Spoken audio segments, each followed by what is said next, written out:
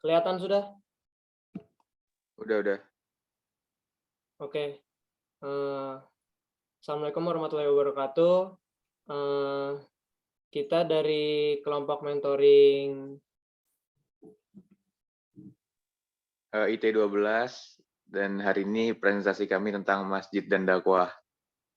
Next slide. Oke, slide pertama boleh dibacakan oleh saudara Farel. Okay, so mosque. The mosque, or as we usually call it, masjid, comes from the word sajada, which means a place for prostration. Meanwhile, masjidan is a noun which means a place to prostrate. So it can be interpreted that the mosque is a place for Muslims to prostrate to Allah Subhanahu wa Ta'ala. Several verses in the Quran mention that the function of the mosque is a place in which a lot of mentioning the name of Allah, a place for itikaf, a place of worship, an Islamic meeting center to discuss matters of life and struggle.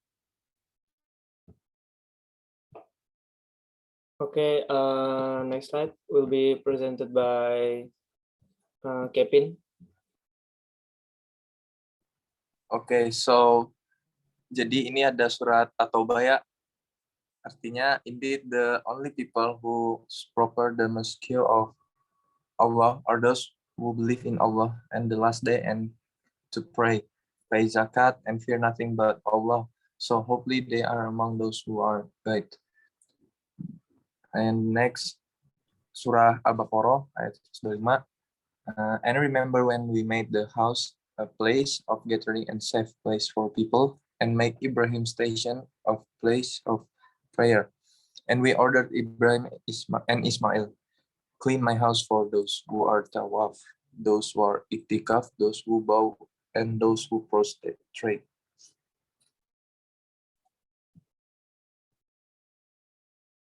Okay. Next will be presented by Fauzan Samudra. Okay, so the next slide will explain about role and function. The mosque has a role and function as a center for worship and community development for the Muslims. The first one is mosque as a worship center. The function of the mosque as place of prostration or self-servitude to Allah Subhanahu wa Ta'ala. And then it also has the function of being a place for itikaf, remembrance, recitation, and reading the Quran. Then there's also the function of the mosque for social worship. And then for the mosque as a community development, there is the function for unity and ukhuwah Islamiyah, which means with the gathering of Muslims in order to carry out congregational prayers. And then there's the function of the mosque as they're higher to the values of Islamic teachings by positioning the mosque as place of teaching, Islamic education, and the development of knowledge. Then the last one, there's the function of da'wah. Namely, mosque can be used by da'i to give fatwas or religious advice to Muslims around them. Next slide, please. Okay, next will be presented by Raihan Hasbi. Okay, so the history of mosque. The first mosque built in Islamic history was the Quba Mosque, which was found by the Prophet Muhammad on 28 September 622 in the suburb of Yathrib, Medina. After the Quba Mosque, which was found when the Prophet on his way to migrate from Mecca to Medina, in the same year, a second mosque was built, namely the Prophet Mosque. Next slide, please.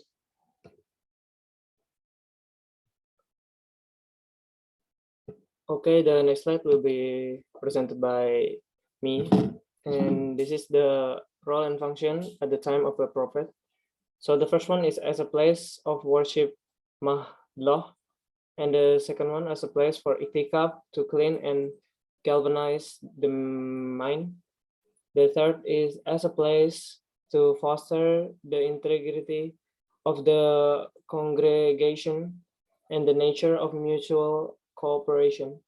The fourth as a place to increase intelligence. The fifth as a place of deliberation. The sixth as a place of consultation. Seven as a place of inner training and development. Eight as a place to collect, store, and share treasures. Nine as a place to treat the sick. The prophet made the tent next to the mosque. And 10 as a place to regulate and manage the country.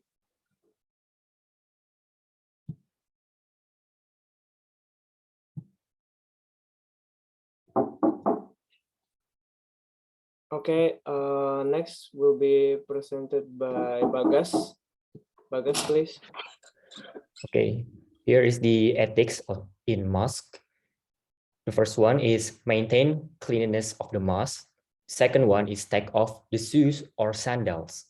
The third one is dress neatly and politely.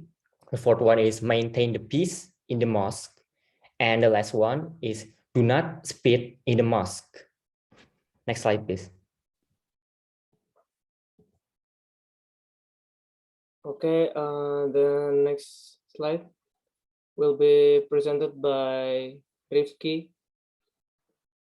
Okay, this slide is dakwah. Dakwah is in terms of etymology or language, the word dakwah comes from Arabic, namely da'a, yadu, dawatan, which means to invite, to call.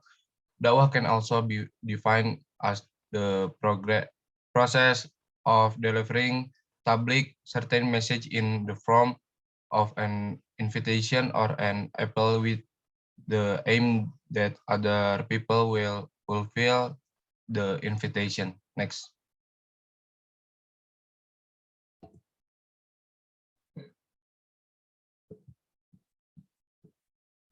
So the next slide will be presented back to Farel again. Okay, so dawah is muhimmatur rasul, the main task of the prophet. And dawah is asanul mal, and the best deed. And lastly, dawah has great virtue because whoever preaches will get a large and multiple reward. Next slide.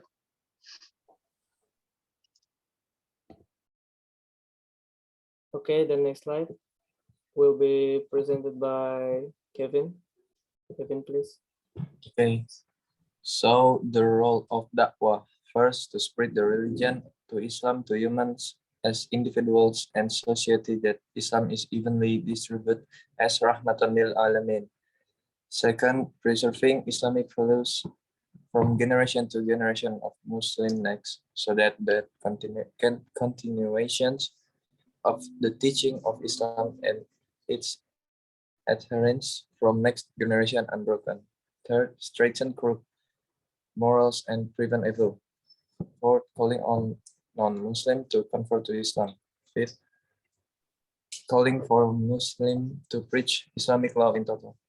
Six, upholding the truth and preventing evil, which pervades all disobedience, whether committed by individuals or groups.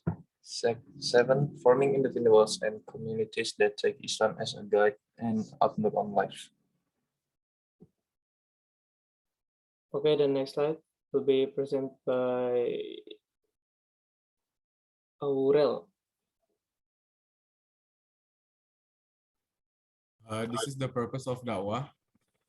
Yuduna ilal qor, teaching the truth, amar maruf, commanding especially Muslim to do good, nahi mukar, prevent every from evil, and number 4 is tagirul mukar, eliminating various evils, and fifth is delivering good news.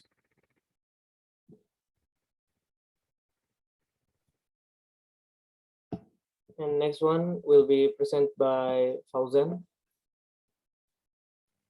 Now we have the purpose of da'wah. So there are four main purposes. The first one is the purpose of individual da'wah, which aims to form a Muslim person to be strong in faith. The second one is the purpose of da'wah for the family, which aims to form a happy family full of peace and love between family members. The third one is the purpose of da'wah for the community, which aims to form a prosperous society that is full of Islamic atmosphere. And the last one is the purpose of da'wah for mankind, which aims to form a world society filled with peace and tranquility by upholding the world without discrimination and exploitation. Next slide, please. And the next slide will be presented by Raihan Hasbi.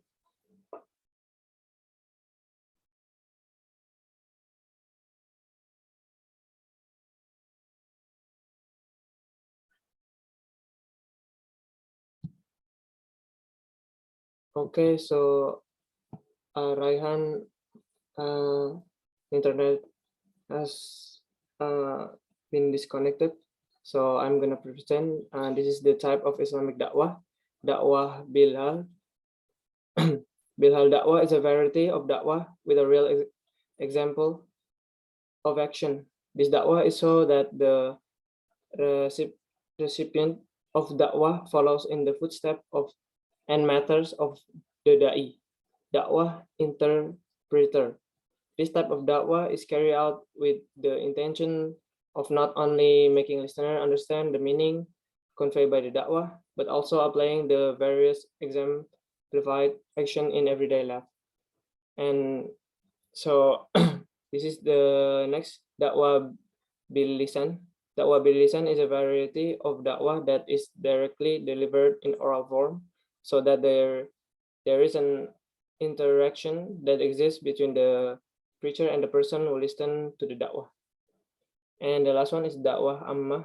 Da'wah amma is the type of da'wah that is carried out by someone with oral media directed at many people with the aim of influencing others. The example of media used in da'wah amma are sermons or speech.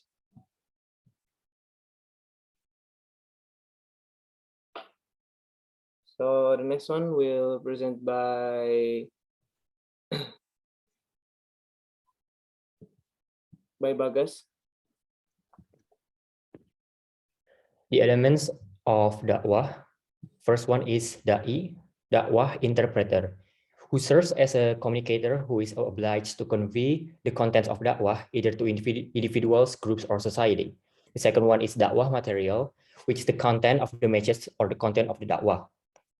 The third one is the recipient of the da'wah, who is the target, where is the da'wah aim. The fourth one is da'wah media, namely the da'wah channel with which the da'wah is delivered.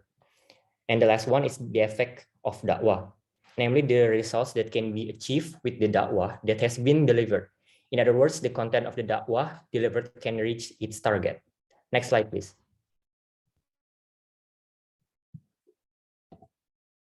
Okay, the last slide will be presented by Rifki.